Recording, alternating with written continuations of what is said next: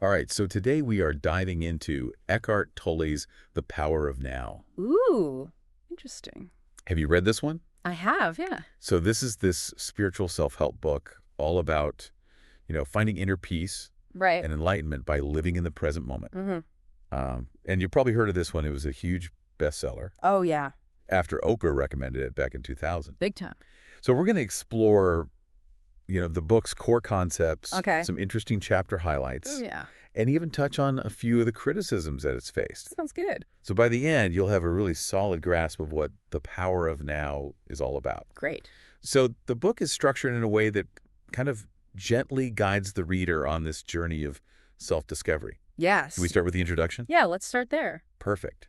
In the introduction, Tolle doesn't waste any time. No, he He doesn't. jumps right in, urging readers to connect with their true essence. Right. That part of us that goes beyond, the worries of life and death. Mhm. And he suggests that we can tap into this essence by embracing the present moment. Yes, and that really sets the stage for the whole book. Okay. He challenges conventional thinking right from the start, arguing that, dwelling on the past or worrying about the future only pulls us away from the only reality that truly exists, Okay. the now. So he's saying our minds are actually what's preventing us from experiencing true peace.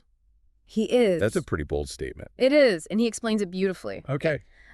Tolle says the mind left unchecked creates this false sense of self, the ego, which constantly seeks validation from the outside world. It's this ego that's responsible for much of our suffering, keeping us trapped in these cycles of desire and dissatisfaction. So how do we escape this trap? What does Tolle suggest we do? He introduces this concept of being. Being. Yes, the state of pure awareness that Okay. exists beyond the thinking mind. By accessing this state of being, we can detach from the ego's grip and tap into a deeper sense of peace and wholeness. That makes sense. Yeah. Should we move on to chapter 3 then? Yeah, let's do it. Consciousness. The end of suffering. Ooh, that sounds promising. It does.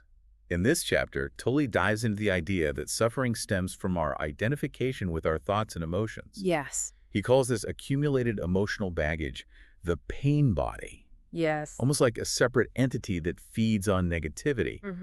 So the pain body is like this cloud of negativity that hangs over us. Exactly. I can see how that would prevent us from feeling true peace. And he suggests that by becoming aware of this pain body, we can start to heal and free ourselves from its grip. Okay. And in chapter 4, he introduces the concept of entering the now, Yeah. which I'm guessing is about putting all of this into practice. You got it. Okay. He provides practical techniques for shifting our attention to the present moment, Okay. like focusing on the breath, becoming more aware of sensory experiences, and simply observing thoughts without judgment. It's all about cultivating that mindful awareness. I'm starting to see how these ideas connect. Yeah. He's basically laying out like a step-by-step guide Right. for disengaging from the ego, detaching from the pain body, Yeah. and ultimately finding peace by living in the present moment. Precisely.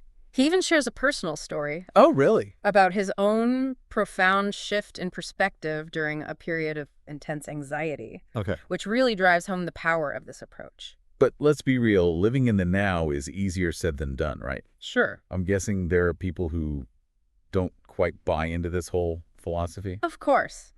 There are definitely some criticisms of the power of now. Okay. Some find his writing style a bit repetitive, and others say it lacks originality, relying on age-old spiritual concepts. And how does Tolle address these criticisms? He acknowledges them head-on.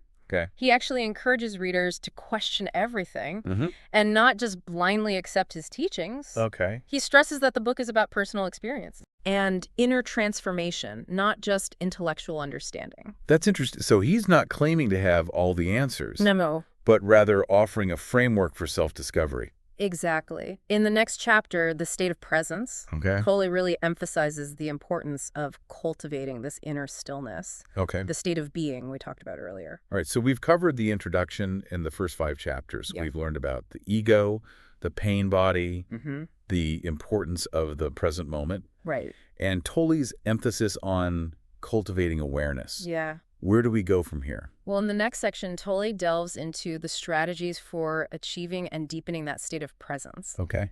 This is where things get really interesting. Right. You've got me hooked. So Tolle spends the next few chapters of The Power of Now really outlining how to access that state of presence. Okay. He starts with the inner body in chapter 6, suggesting we shift our attention inward, away from the constant mental chatter. That sounds almost like a form of meditation. It is very much in line with that. Oh. He explains that by focusing on the physical sensations within our bodies, we can anchor ourselves in the present moment.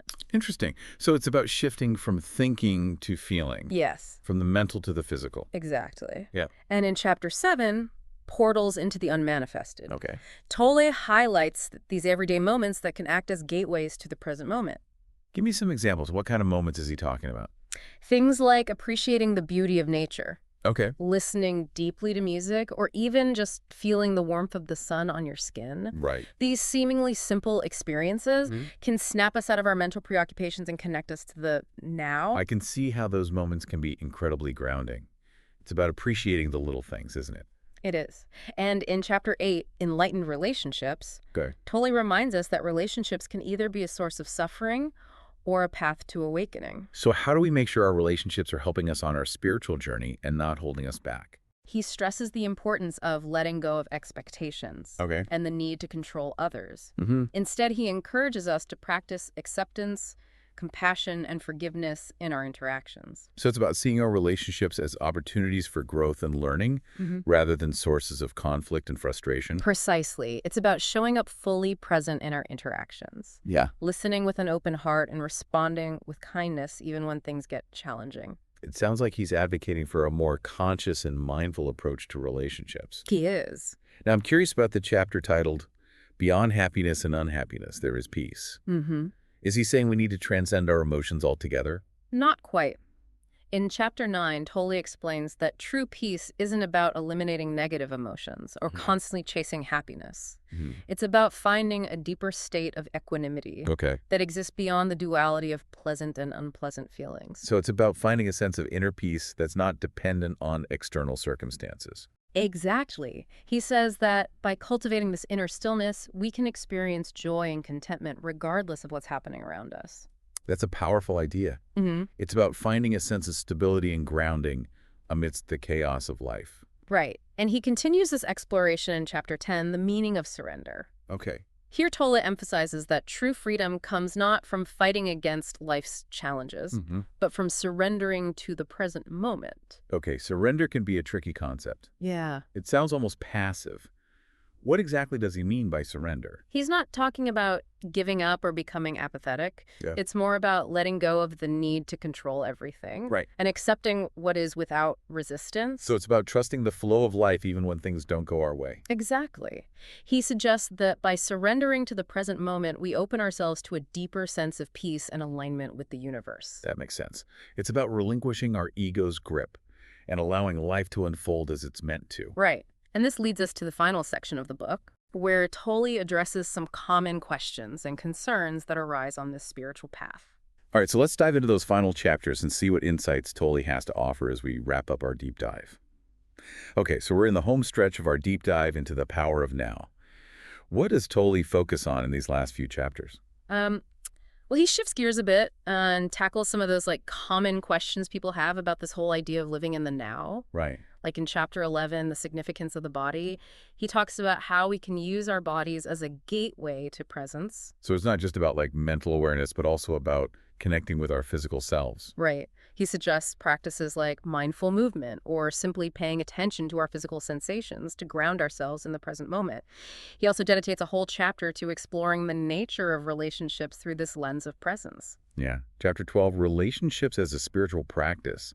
What insights does he offer there? Well, Tolle encourages us to approach relationships with a sense of openness and curiosity, seeing them as mirrors that reflect back our own patterns and beliefs. He suggests that true intimacy arises when we can be fully present with each other without judgment or the need to control. That's a beautiful way to think about it. And how does he wrap up the book? In the final chapter, chapter 13, Beyond Thought, Okay. Tolle really emphasizes the transformative power of connecting with that deeper dimension of stillness within ourselves. He suggests that this is where true freedom and joy reside. So it's about going beyond the constant chatter of the mind and tapping into something more profound. Exactly. He suggests that by cultivating a regular practice of presence, whether through meditation, mindful movement, or simply bringing awareness to everyday moments, we can gradually awaken to this deeper reality. This has been an incredible journey through the power of now. I feel like we've covered so much ground from the ego and the pain body to the importance of mindfulness and surrender. What are some of the biggest takeaways you hope listeners will glean from this deep dive? Well, I think first and foremost, I hope they come away with a deeper understanding of the power of the present moment. That it's not just a concept, but a lived experience that can really, transform our lives. I also hope they'll be inspired to experiment with some of the techniques that Tolle outlines, whether it's focusing on the breath, cultivating stillness, or approaching relationships with a sense of presence. I think that's a great point. It's not just about, reading the book, but about putting these teachings into practice. Exactly. And I think the most important takeaway of all is that peace, joy, and fulfillment aren't out there somewhere in the future. They're available to us right here, right now, if we can only learn to quiet our minds and tap into that deeper dimension of being. Well said. And that's a wrap on our deep dive into the power of now. We hope you enjoyed this exploration and that you'll continue to contemplate these powerful ideas as you navigate your own journey of self-discovery.